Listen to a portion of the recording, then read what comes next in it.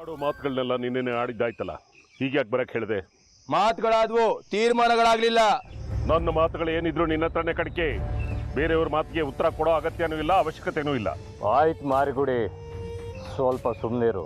ಚೆನ್ನಾಗಿದೆ ಕಣ್ರಯ್ಯ ನಿಮ್ ಧೋರಣೆ. ಅದೇನೋ ಚಕ್ರನೋ ಪಕ್ರನೋ ಅದನ್ನ ಪಡಿಬೇಕು ಅಂದ್ರೆ ನೀನು ಬೇಕು, ನೀನಿಲ್ದೆ ಹೋದ್ರೆ ನಮಗ್ ಸಿಗೋದಿಲ್ಲ. ನಮ್ದು ಜನ್ಮ ಜನ್ಮಗಳ ಸಂಬಂಧ, ಹಾಗೆ ಹೀಗೆ ಅಂತ ಕತೆ ಹೇಳಿ ನನ್ನನ್ನು ಕರ್ಕೊಂಡು ಬಂದವರು ನೀವು. ನಾನು ನಿಮ್ಗಳಿಗೋಸ್ಕರ ಮೇಲ್ನೋರ್ಗ್ ತಿನ್ನಿಸಿ ಇಲ್ಲಿಗೆ ವರ್ಗ ಮಾಡಿಸ್ಕೊಂಡೆ. ಈಗ ನೋಡಿದ್ರೆ ನಾನು ಯಾರೋ ರಥ ವರ್ಸೋ ಹಾಗಿದ್ರೆ ನಾನು ಯಾಕೆ ಬೇಕು? ಸುಮ್ಮನೆ ಮಂಗಳಾರತಿನ ಮುಟ್ಟಿ ಕಣ್ಗೆ ಓದ್ಕೊಳ್ಳೋದಿಕ್ಕ? ನನಗೂ ಪ್ರಸಾದ ಬೇಕು. ಆಯ್ತು, ಅದಕ್ಕೆ ನಾವು 3 ಜನನು ಸೇರಿ ಶಾಂತ ರೀತಿಯಲ್ಲಿ ಸಹಕರಿಸಿದ್ರೆ ಮಾತ್ರ ಸಾಧ್ಯ. ಅದನ್ನ ಬಿಟ್ಟು ಎತ್ತು ಏರಿಗಿಳಿತು ಕೋಣ ನೀರಿಗಿಳಿತು ಅನ್ನೋ ಹಾಗಾದ್ರೆ ಯಾರಿಗೂ ಏನು ದಕ್ಕೋದಿಲ್ಲ. ನನ್ನ ತೀರ್ಮಾನವನ್ನು ನಾನು ಹೇಳಿದ್ದಾಗಿದೆ. ಉತ್ಸವದ ಸಮಯದಲ್ಲಿ ಗ್ರಹಣ ಇದೆ ಅಂತ ಹೇಳಿ ಉತ್ಸವನ ನಿಲ್ಲಿಸೋದಕ್ಕಾಗಲ್ಲ. ಅದು ಯಾರು ಒಪ್ಪೋದು ಇಲ್ಲ, ಅದು ಶಾಸ್ತ್ರ ಸಮ್ಮತವೂ ಅಲ್ಲ. ಕಾಲರುದ್ಧ ಸಿದ್ದೇಶ್ವರ ಕಡೆಗೆ. ಯಾವುದು ಶಾಸ್ತ್ರ ವಿರೂಪಾಕ್ಷ? ಎಲ್ಲಿದೆ ಶಾಸ್ತ್ರ?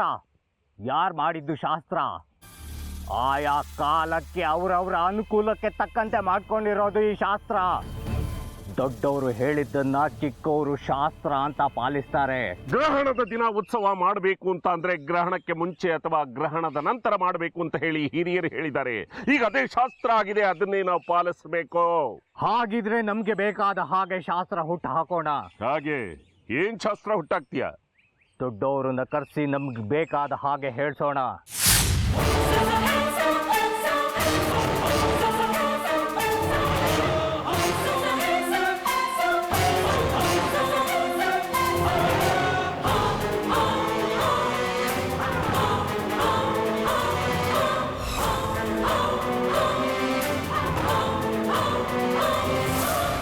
ಭೇಷ್ ಭೇಷ್ ಕಡ್ಗಿ, ಈ ಕೆಲಸ ಆಗುತ್ತೆ ಅಂತ ತಿಳ್ಕೊ.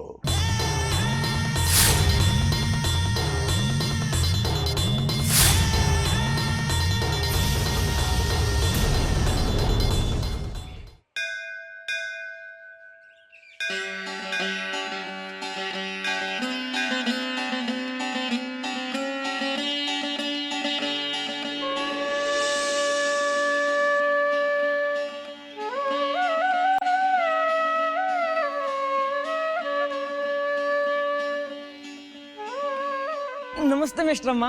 ನಾನು ಯಾವಾಗಿಂದ ನಿನಗೆ ಮೇಷ್ಟ್ರಮ್ಮ ಅದೇ? ಜಾಜಿನೂ ಹಾಗೆ ಕರೆಯೋದಲ್ವಾ, ನನಗೂ ಅದೇ ಇಷ್ಟ. ನೀವು ನಮಗೆ ಎಷ್ಟೊಂದು ವಿಷಯನ ಹೇಳ್ಕೊಟ್ಟಿದ್ದೀರಿ, ಅದಕ್ಕೆ ನೀವು ನನಗೆ ಮೇಷ್ಟ್ರಮ್ಮನೇ. ನೀನು ಯಾವ ಹೆಸರಿಂದ ಕರೆದ್ರು ನನಗೆ ಸಂತೋಷ.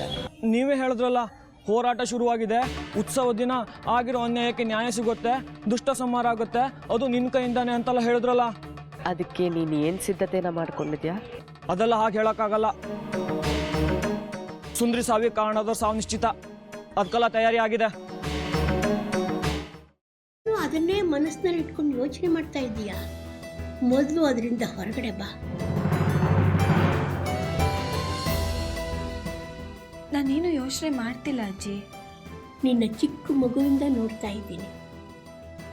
ಯಾವುದಾದ್ರೂ ಯೋಚನೆಯಿಂದ ಹೊರಗಡೆ ಬಂದೆ ಅಂತ ನೀನು ಮಾತು ಹೇಳಿದ್ರು ನಿನ್ನ ಮನಸ್ಸೆಲ್ಲ ಅದರಲ್ಲೇ ಇರುತ್ತೆ.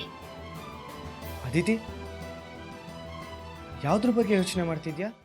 ಶ್ರೀಚಕ್ರ ನಮ್ಮ ಕೈವಶವಾದ್ರೆ ಇಡೀ ಜಗತ್ತೇ ನಮ್ಮ ಪಾಳೆ ಪಟ್ಟೆ.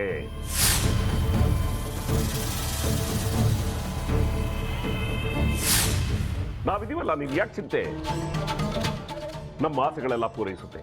ಅದಕ್ಕೆ ನಾನು ಹೇಳಿದ್ದು ನಮ್ಮ ಜೊತೆ ಕೈ ಜೋಡಿಸು ಅಂತ.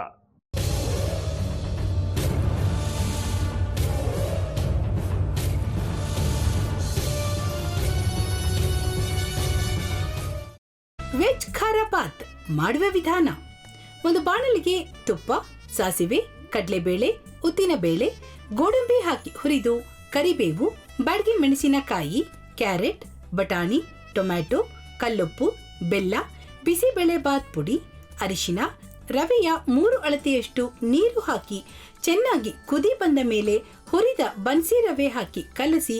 ಈಗ ವೆಜ್ ಖಾರ ಬಾತ್ ಸವಿಯಲು.